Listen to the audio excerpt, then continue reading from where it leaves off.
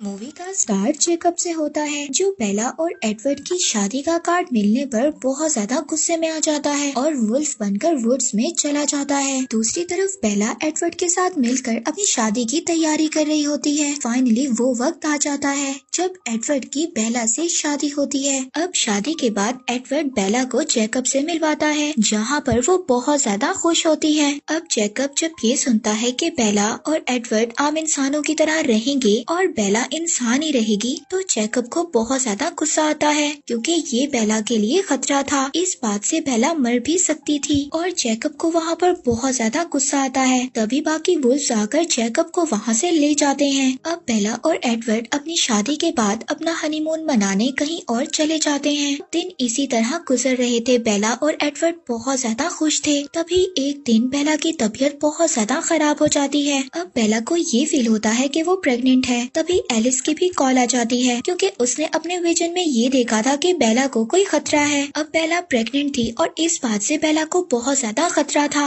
Edward बेला से कहता है, हम वापस जाएंगे और मिस्टर कलन को इस बात का बताएंगे। अब इस बात पर बेला रोसेली को कॉल करती है और उसको अपना बॉडीगार्ड बनने का कहती है, ताकि उसके बेबी को कोई भी कुछ ना कर सके। दूसरी तरफ जैकब जब बेला के फादर से मिलने आता है, तो उसके फादर जैकब को बताते हैं कि बेला की तबीयत कुछ ठीक नहीं है। ये सुनकर जैकब को बहुत ज्यादा गुस्सा आता है और वो कलन्स फैमिली के पास चला जाता है। अब जब वो वापस आता है तो उसको पता चलता है कि बेला प्रेग्नेंट है और बेला 2 वीक्स में ही फुल प्रेग्नेंट नजर आ रही थी। अब बेला की तबीयत इस बात से बहुत ज्यादा खराब थी। बेला बहुत ज्यादा वीक नजर आ रही थी। अब एडवर्ड जैकब को अलग लेकर जाता है और उसको बताता है कि बेला चाहती है कि वो अपने आखिरी वक्त में वैम्पायर बन जाए। एडवर्ड जैकब को कहता है कि वो बेला को समझाए ताकि बेला अबॉर्शन करवा ले और उसकी जान बच जाए। एडवर्ड जैकब को ये भी कहता है, अगर बेला को कुछ हुआ तो जैकब उसको मार सकता है। अब जैकब बेला को समझाने आता है, मगर बेला किसी की कोई बात भी नहीं सुनती। जैकब हमेशा की तरह बेचारा मायूस होकर वहाँ से चला जाता है। अब जैकब जब बाकी वुल्फ से मिलता है तो सभी वुल्फ ये डिसाइड करते हैं कि वो बेला को मार देंगे, क्योंकि बेला का बेबी जब इस दुनिया में आएगा तो वो ह्यूमन ब्लड को रेजिस्ट नहीं कर पाएगा। मगर जैकब इस बात से एग्री नहीं करता, क्योंकि अभी भी वो बेला को प्यार करता था और उसके हिसाब से अभी भी बेला की कोई भी गलती नहीं थी। जैकब का फ्रेंड दूसरा वुल्फ कहता है कि अगर वो बेला को नहीं मारेगा तो वो उसका बेबी मार देगा। अब ये सब देखकर जैकब वहाँ पर बाकी वुल्फ्स को छोड़कर आ जाता है और उसका एक फ्रेंड भी जैकब के साथ आ जाता है। अब जैकब अपने फ्रेंड के साथ कलन्स को वार्न करने चला जाता है। दूसरी तरफ बेला की प्रेगनेंसी तेजी से बढ़ रही थी, पर तभी एडवर्ड को जैकब की एडवाइस याद आती है। जैकब ने ये कहा था कि बेला का बेबी ब्लड के लिए क्रेविंग कर रहा है। बेला ये सुनकर अपने बेबी के लिए ब्लड पीने को भी तैयार हो जाती है। अब मिस्टर कलन बेला के लिए ब्लड लेकर आते हैं, जो उन्होंने हॉस्पिटल से चोरी किया था। जब बेला ब्लड पीती है तो वो अच्छा फील करती है। इसके बाद वो अपने फादर को कॉल करती है और ये कहती है कि वो ट्रीटमेंट के लिए स्विट्जरलैंड जा रही है। अब तभी एडवर्ड वहाँ पर आता है। वो बेला की बेली को टच करता है और बेबी के थॉट्स पढ़ने की कोशिश करता है, जिस पर वो दोनों काफी अच्छा फील करते हैं और एक अच्छा मोमेंट शेयर करते हैं। दूसरी तरफ mister and Mrs kiln Jacob को बताते हैं कि उन्हें हंट की जरूरत है, बेला के लिए भी और अपने लिए भी। जैकब उनको कहता है कि ये बिल्कुल भी सेफ नहीं है, लेकिन mister and Mrs kiln Jacob से कहते हैं कि इनके पास कोई और रास्ता नहीं है। अब जैकब उनकी हेल्प करता है। वो बाकी वुल्व्स को डिस्ट्रैक्ट करता है और बाकी वैम्पायर्स हंट के लिए निकल जाते हैं। अब जैकब के वापस आने पर बेला सबसे बच्चों के नाम डिस्कस कर रही थी। तभी बेला की बैकबोन टूट जाती है। अब वो लोग मिस्टर कलन के बगैर ही बेला को सी सेक्शन के लिए ले जाते हैं। अब बेला को यहाँ पर एक बेबी गर्ल होती है। बेला और एडवर्ड दोनों मिलकर अपनी बेटी का नाम रेनिस्मी रखते हैं। एडवर्ड बेला को वैम्पायर में चेंज करने की कोशिश करता है, मगर बेला रिस्पॉन्ड करने की बजाय मर जाती है। ये एक बहुत ही ज्यादा इमोशनल मोमेंट होता है।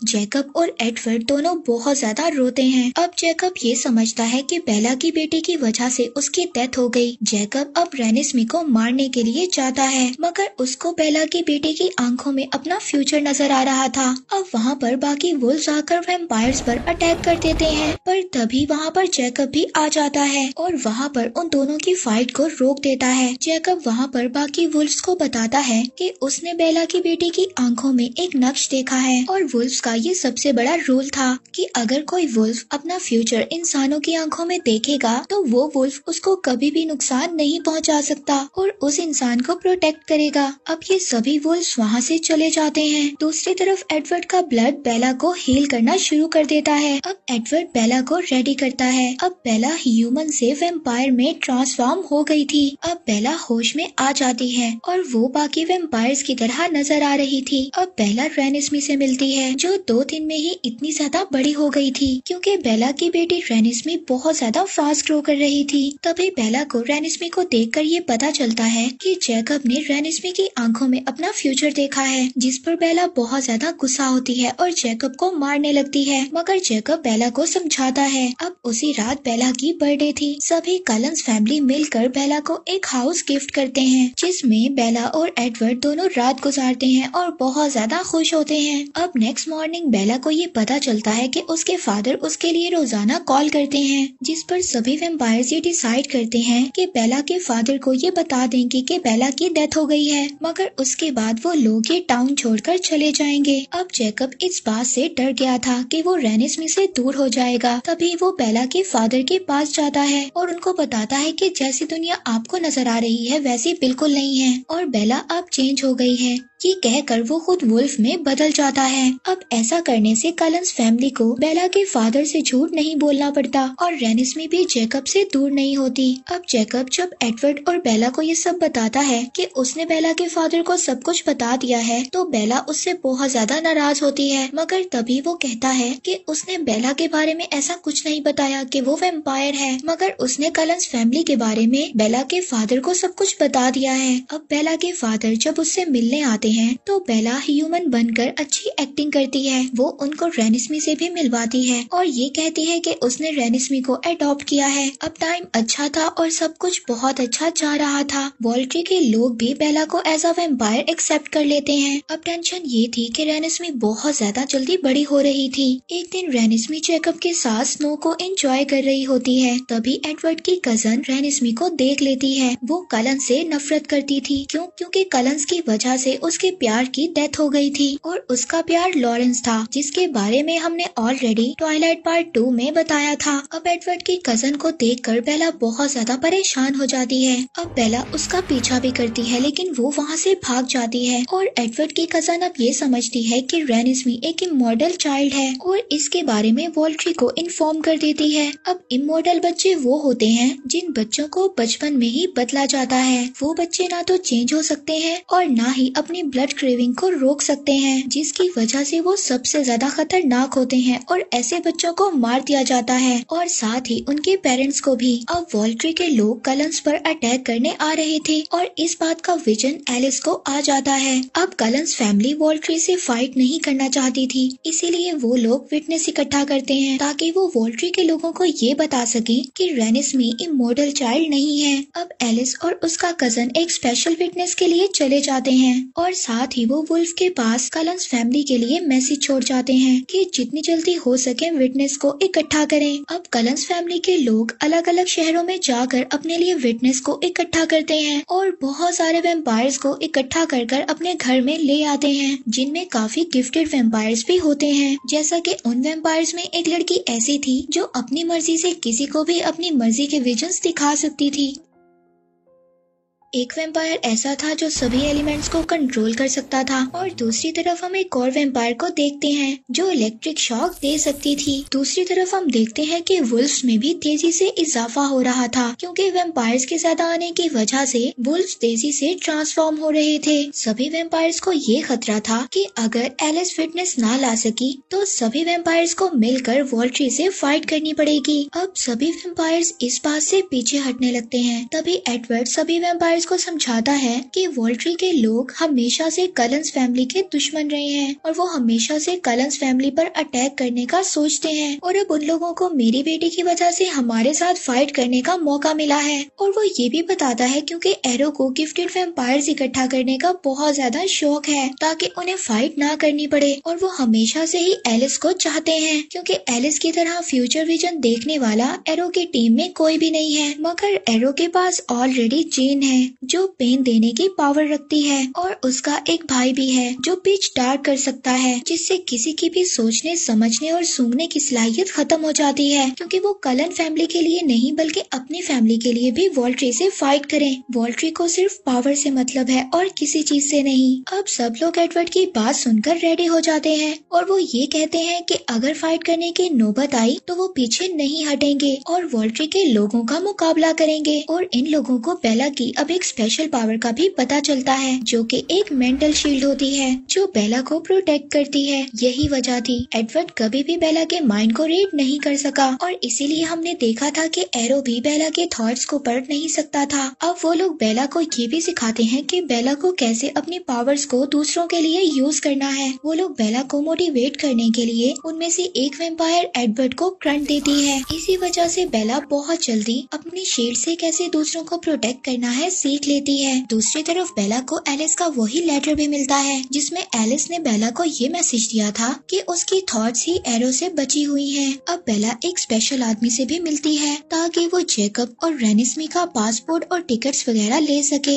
ऐसी सिचुएशन के लिए वो तैयार कर रही थी कि अगर रेनिस्मी के ऊपर कोई भी खतरा आया तो जैकब उसको एक सेफ जगह पर लेकर जा सकता है। अब रात को सभी वैम्पायर्स अपनी फैमिली के साथ एक अच्छा टाइम स्पेंड करते हैं, क्योंकि वो लोग ये नहीं जानते थे कि सुबह को वो लोग जिंदा भी होंगे या नहीं। अब नेक्स्ट मॉर्निंग सब लोग खड़े होते हैं और वहाँ पर वॉल्ट्री के लोग भी आ जाते हैं जिनके साथ एक बहुत बड़ी आर्मी होती है। उसी दौरान वहाँ पर वुल्व्स भी आ जाते हैं। अब मिस्टर कलन वहाँ पर एरो को समझाने की कोशिश करते हैं। वो एरो को ये समझाते हैं कि रेनिस्मी इमोर्टल नहीं है और एरो जब एडवर्ड का हाथ पकड़ता है तो उसको ये बात समझ भी आ जाती है कि एडवर्ड सच बोल रहा है। अब एरो रेनिस्मी से मिलने का कहता है, जिस पर जैकब, बेला और एडवर्ड रेनिस्मी को एरो से मिलवाने जाते हैं। रेनिस्मी जब एरो को टच करती है तो उसको ये बात पता चल जाती है कि रेनिस्मी हाफ इमोर्टल और हाफ मोर्टल है, जिस पर वॉल्ट्री के लोग एडवर्ड की कजन को मार देते हैं जिसने ये खबर दी थी कि रेनिस्मी इमोर्टल है। पर तभी जब एडवर्ड की कजन को मरता हुआ उसकी फैमिली देखती है तो वो वॉल्ट्री के लोगों से फाइट करने की कोशिश करती है। जेन वहाँ पर एडवर्ड को पेन देती है, मगर बेला एडवर्ड को अपनी शील्ड से प्रोटेक्ट कर लेती है।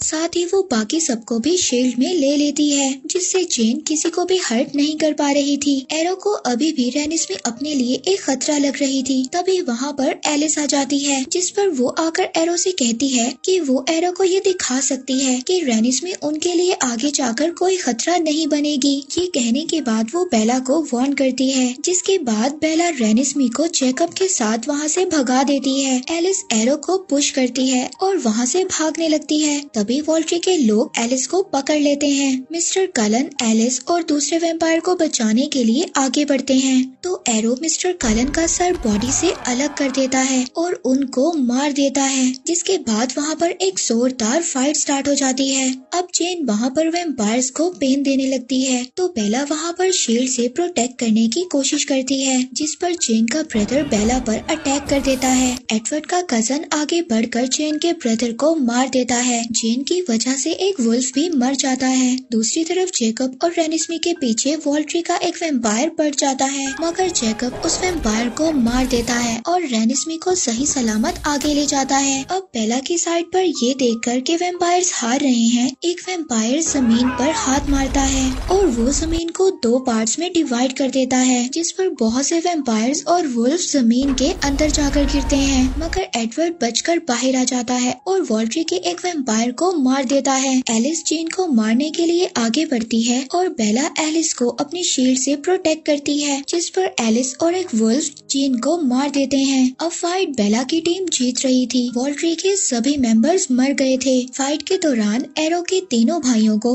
एडवर्ड की कजन अपनी बहन का बदला लेने के लिए मार देती है। बेला और एडवर्ड मिलकर एरो को भी मार देते हैं। एरो का सर उसकी बॉडी से अलग कर उसके सर को आग लगा देते हैं, मगर तभी हमें यहाँ पर पता चलता है कि कोई भी फाइट नहीं हुई थी। ये सब तो एरो एलिस का हाथ पकड़कर विजन में देख रहा था, जिसके बाद एलिस वहाँ पर अपने विटनेस को बुलाती है, जो रेनिस्मी की तरह हाफ मोर्टल और हाफ इमोर्टल होता है। वो विटनेस वॉल्ट्री को ये प्रूव करता है कि वो कोई भी खतरा नहीं है और रेनिस्मी भी उनके लिए कोई खतरा नहीं होगी। वो बताता है कि वो ब्लड और ह्यूमन फूड दोनों पर सरवाइव कर सकता है। वो वहाँ पर सबको अपनी एज भी बताता है, जिसे सुनकर बेला और एडवर्ड सुकून का सांस लेते हैं कि रेनिस्मी की ग्रोथ उसके बड़े होने के बाद रुक जाएगी और उनकी ये परेशानी खत्म हो जाती है कि रेनिस्मी बहुत जल्दी ग्रोथ कर रही है। एरो सबको अब ये बताता है कि रेनिस्मी कोई खतरा नहीं है, लेकिन एरो का भाई अभी भी उसको ये कहता है कि वो लोग फाइट करेंगे, मगर एरो अब उन सब लोगों को रोक देता है और कहता है कि खतरे की कोई बात नहीं। अब वॉल्ट्री ये सब सुनकर वहाँ से चले जाते हैं।